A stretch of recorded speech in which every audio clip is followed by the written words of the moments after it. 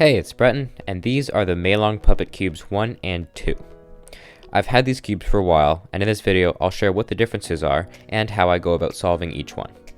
Both of these cubes consist of a mini internal 3x3 with 7 larger corners that extend 3 of the 6 sides.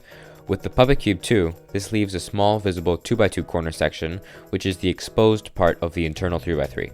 The Puppet Cube 1 is the exact same, but the exposed cross section of the 3x3 is fused, making the puzzle a modification of a fused cube rather than a traditional 3x3 mod.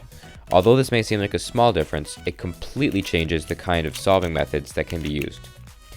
On the V2, the 3x3 slice layers are always able to be turned, which allows for easy rearranging of the internal edges. The V1, on the other hand, never has the middle layers available, which makes solving the edges a very tricky process. I'll start with my solution to the Puppet Cube version 2 because it's the easier one. I took a 3-phase approach, which involves solving the outer 2x2, permuting the internal edges, and orienting the internal edges. So the first step, solving the external 2x2, is by far the hardest step because it almost entirely relies on intuition. I just use a layer by layer method with a lot of trial and error until I get a last layer case that I can one look. You could also use CLL algorithms to help solve the last layer in one alg, but it doesn't work all the time.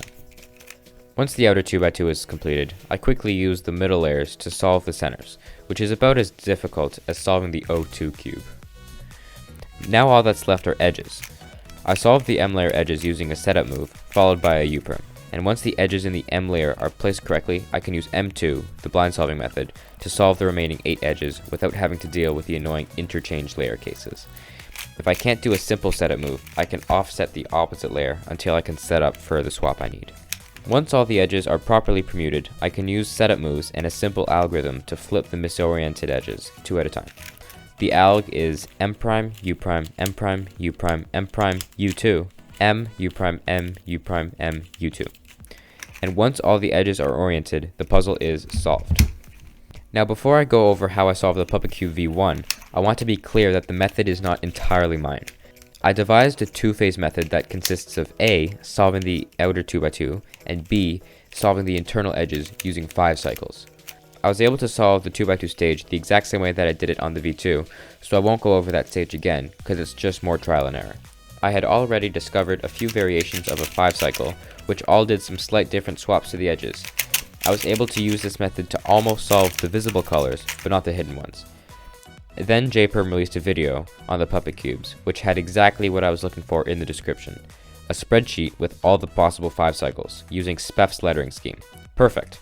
And after only 5 minutes with the spreadsheet, I managed to solve the Puppet Cube version 1.